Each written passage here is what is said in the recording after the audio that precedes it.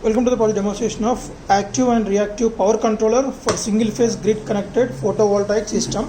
So in this project, from the solar panel, the generated voltage will be given to the battery from the DC to DC MPPT circuitry. So it was controlled based on the input voltage by measured with help of our microcontroller. We are using PIC16F72, and it will control the input voltage from the solar panel to the battery through this DC to DC converter, as well as based on the voltages we are going to generate the pulses to this H-bridge inverter circuit, so which is used to convert the DC 12 volts to AC 12 volts. Directly we are going to generate the pulses, and we are providing the 50 heads of pulse input to this MOSFET H-bridge circuit. So in this one we are using two kind of MOSFETs. One is IRF 540, another is IRF 9540. So which is N channel and which is the P channel. N channel is IRF 540, P channel is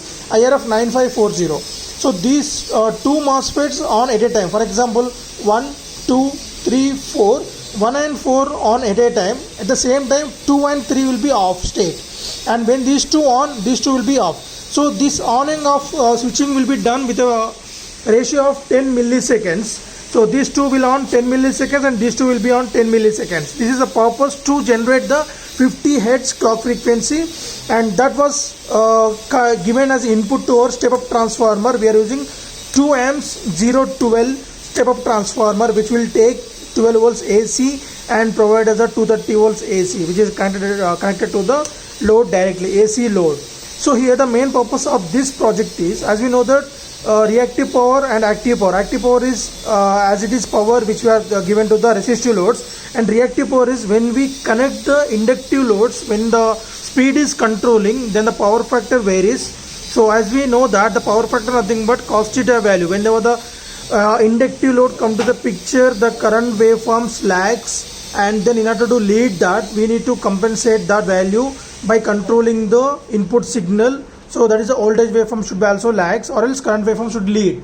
So for that purpose, in this project we are making use of the DC to DC converter, so which will convert the DC input voltage to maximum power point tracking. Nothing but whenever we place the solar panel under the sunlight, so it will provide us the 14.5 volts as generally. So but according to the ratings of this one, maximum voltage generated from the solar panel is 21 volts. So when we are getting 21 volts, we will get the less power. So in order to maintain the maximum power, we should control the voltage with help of this by providing the pulse signal to this one. So when we are providing the on time and off time, so when we are decreasing the on time, then the output from this circuitry is going to be the decreases. So for example, we are providing 21 volts from the solar panel, then it will be regulated that to 14.5 volts, which is sufficient to charge a battery without any ripples. So when it charges, and then we are going to provide the, as we discussed, we are going to provide the 50 hertz pulses to this H-bridge circuit. So then when we connect the inductive load, then there is a lag in the voltage current waveform. So the system will identify that and rectify that to maintain the 0 degree phase difference between the voltage waveform and current waveform. So by controlling the H-bridge signals, so that is directly given through the 1 kilo ohm current limiting resistors from the C0, C1 pins of our PIC16F72 microcontroller. So the battery charging section can be done with help of solar panel as well as from the transformer. When there is no sunlight is available, so if you want to charge a battery from the transformer, just connect the T at this T and S slots and provide as a 230 volts input to this transformer. So it will be fully charged in a duration of 8 hours. So after that, so automatically these two diodes will block the current flow from the transformer to the battery. So on this charging circuit we can see 4 diodes. So let me explain. So we are providing 230 volts input to the transformer, so which will step down the 230 volts AC to 12 volts AC. So here this is the step down transformer, this one is the step up transformer. So after 12 volts AC given to this charging circuits, there are the 3 stages. One is full wave rectifier. As we know that bridge rectifier consists of 4 diodes. So here we are using the 4IN4007 diodes, so which will provide us a 12 volts pulsating DC. So that pulsating DC will be converted into pure DC, as we are using 1000 microfarad so which is used for the smoothing purpose. So after that we'll get pure 12 volts DC that was given through these diodes to the battery.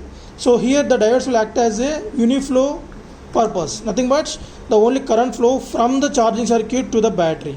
So if it is battery fully charged, it will become the high potential one, then the charger become the low potential one. So then as we know that the current flow from the high potential to low potential, these diodes will block that because these two are connected in forward bias from the transformer to the battery, but from the battery to the transformer it's a reverse bias. So these two diodes will block the current from the battery to protect the charging circuit and the transformer.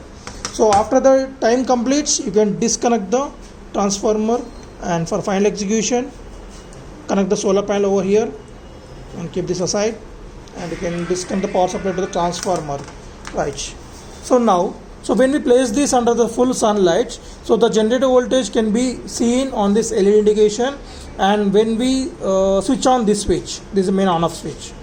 So right, when we on this light will be on and off 2 times. After that, so it will check the battery voltage, and so it will provide the 50 Hz pulses to the MOSFETs. So this MOSFET circuit, HB circuit, will convert the DC power source. From here it will convert to the AC 12 volts. So here the transformer will step up the 12 volts AC to 230 volts AC, that is directly given to the our load. So when the load varies the current waveform, then automatically will correct that to provide the active power is always zero phase difference, so that cos theta is equal to the near to 1.